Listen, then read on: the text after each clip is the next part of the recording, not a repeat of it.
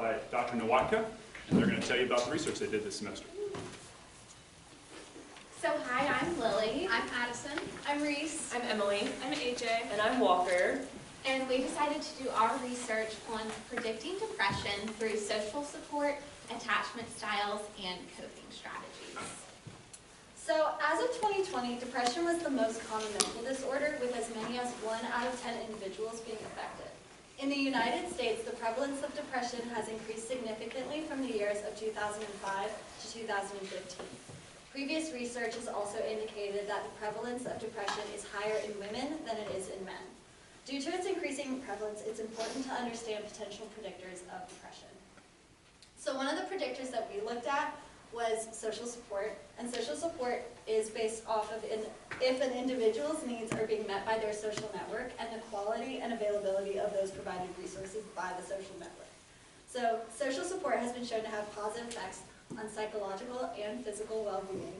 For example, in older adults, high social support has been shown to be a protective factor against loneliness and depression.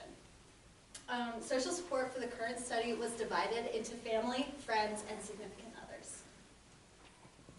So we also focus on attachment style, which can be focused on the emotional bond between child and caregiver. It involves a tendency to seek out security and comfort to those who are an attachment figure, particularly during times of distress. This develops in childhood as a child creates a mental model of a relationship that they expected growing up with an interaction with the caregiver, and then this same pattern carries on with them later in adulthood. So these play a key role in the development of depressive symptoms because of these early attachment patterns that show how individuals interact with people, shaping their emotional regulation and social interaction. So for the purpose of our study, we focused on 3 different types of attachment style: secure, anxious, and avoidant. Secure attachment style meaning you're confident that your psychological needs will be met. Anxious, you're unsure if your psychological needs will be met, which is comfort seeking. And then avoidant, you don't believe that your psychological needs will be met, and that is independent seeking. We also looked into coping, which can be defined as an individual's cognitive and behavioral efforts to manage their stress levels. And for our study, we looked at 2 different strategies: maladaptive and adaptive coping. For maladaptive, it's more negative, unhealthy ways that one might manage stress. So examples of this are self-distraction, self-blame, denial, and substance abuse. And for adaptive coping strategy, these are the healthier, more positive ways that one can manage stress levels. And these are used through active coping, use of emotional support, and planning.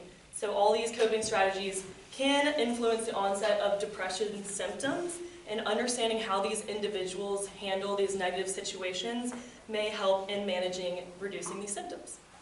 So all this research led us to our research question, which is: do sex, attachment style, perceived social support, and coping strategies predict depression? So in order to answer this question, we designed a 79-item survey that participants either took through a Qualtrics link or online, or on paper, sorry. The survey was compiled of 5 different sections, the first being a brief demographic questionnaire. We also used the CSD scale to measure participants' levels of depression, as well as the adult attachment style scale, the brief COPE scale, and the multidimensional scale for perceived social support. In order to incentivize individuals to join our study, we told them that participants would be entered for 3 chances to win a $50 gift card. This led us to getting 380 total participants. Around 59% of our participants were female, and around 41% of our participants were male.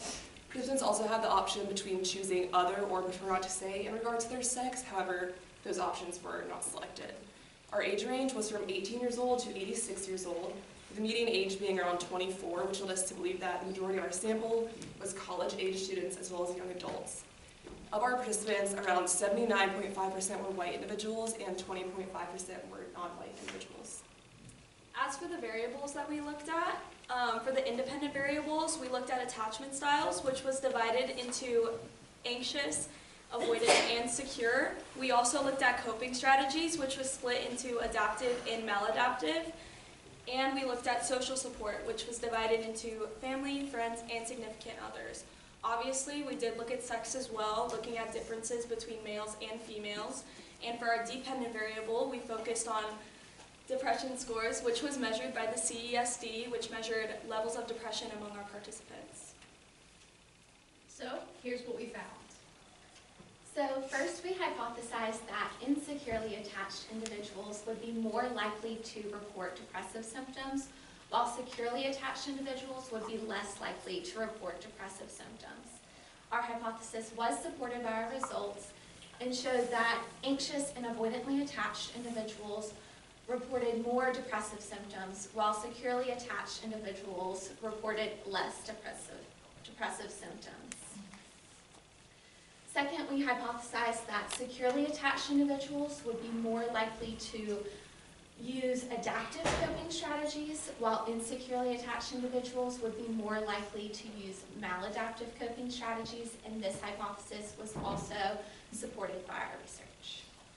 Our third hypothesis was that individuals with less perceived social support would be more likely to report depressive symptoms, and our results also supported this.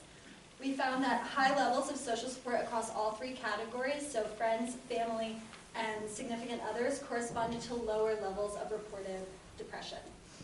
Our hypothesis that insecurely attached individuals would perceive less social support than securely attached individuals was supported, as we found that both anxiously attached and avoidantly attached individuals perceived less social support from all three sources: friends, family, and significant others.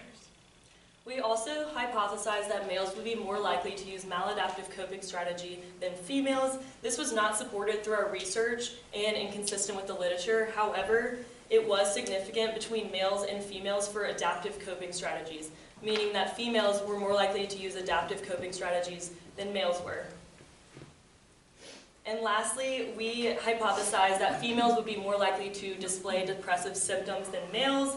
We found this not to be supported through our research, and in our sample we did not find sex differences, which could be due to a few factors. One, we used the CESD scale, which does not show sex differences as much as other depression scales.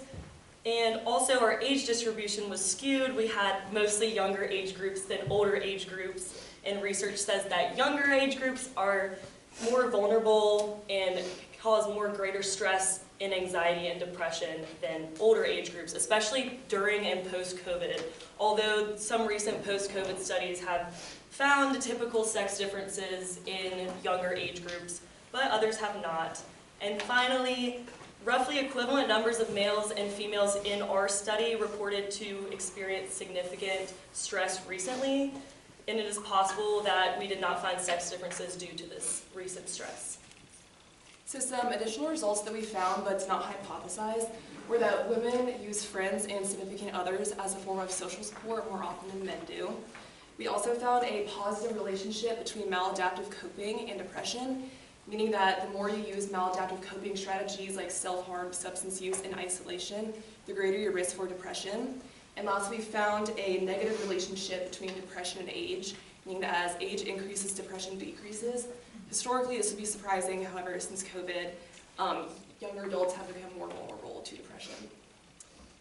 So in conclusion, our results that we found, they largely support the previous literature while also offering new insights regarding predictors for depression. We found that social support, coping strategies, attachment style, and age are good predictors for depression.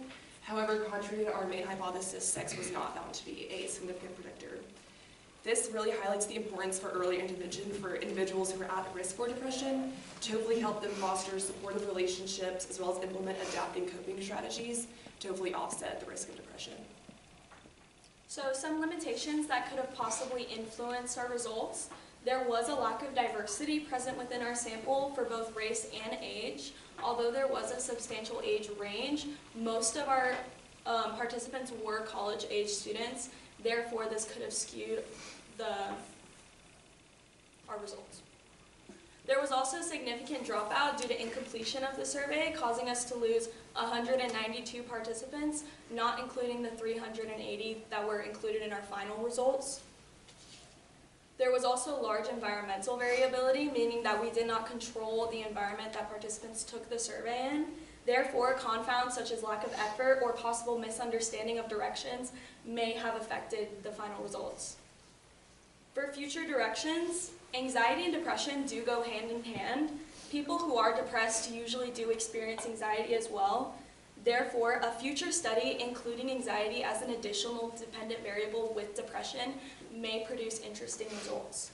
We would also love to investigate differences in social support, coping strategies, and attachment styles across different races, ages, and socioeconomic groups. Thank you for everyone for coming and listening to our presentation. A big thank you to Dr. Nowatka and Dr. LaFave and everyone who participated in our study. Does anyone have any questions?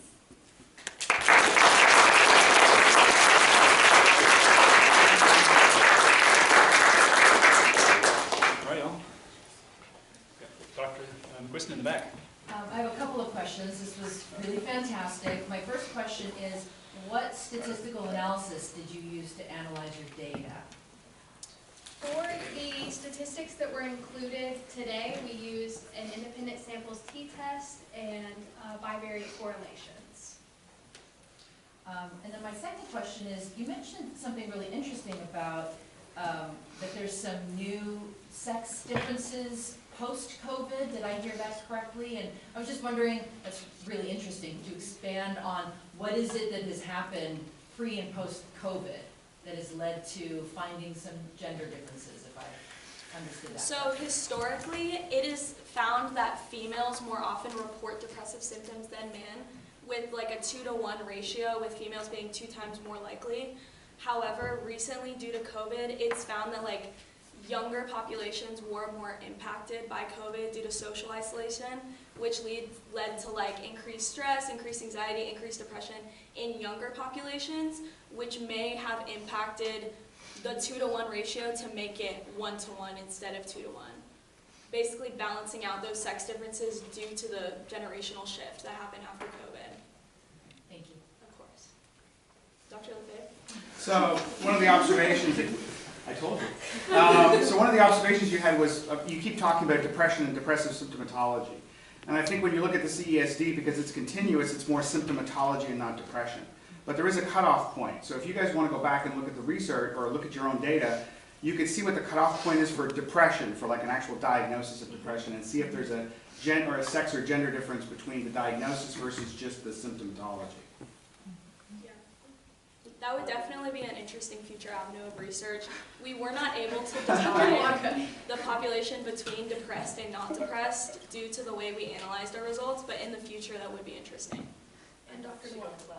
We did look at who met the criteria for the CESD, depressed and non-depressed, and it was about a third of the sample. Yeah, it was 30% of our 30% sample that was depressed. And we looked at the sex distribution between depressed and non-depressed, and there was not a difference. Yeah. A lot of it was recent stress-related events, and I think that's it's been a busy Yeah, we year. also, like, a lot of the participants, they filled out the survey right after the hurricane, which may have been a large stressor, which may have, like, skewed. And the election.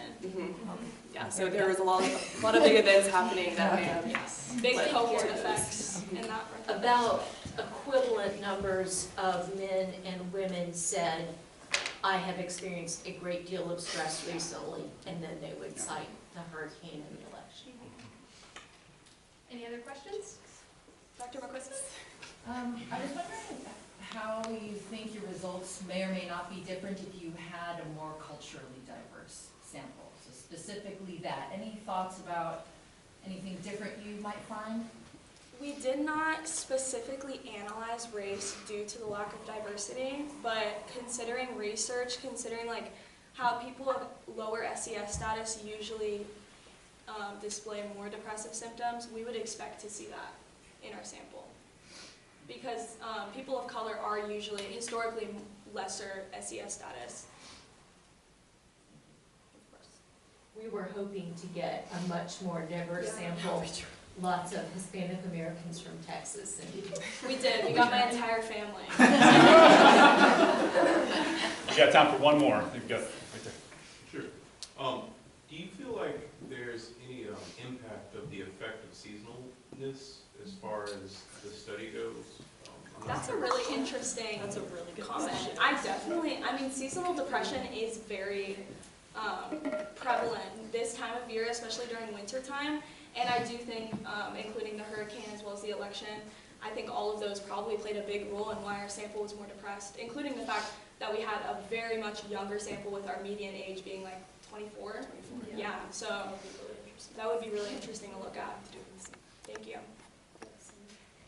All right. Thank you. Well done, y'all.